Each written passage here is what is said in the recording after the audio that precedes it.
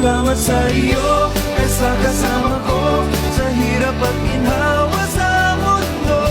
Pagsubok ng tadhana, ikaw gustong kasama. Baked with nostalgic association.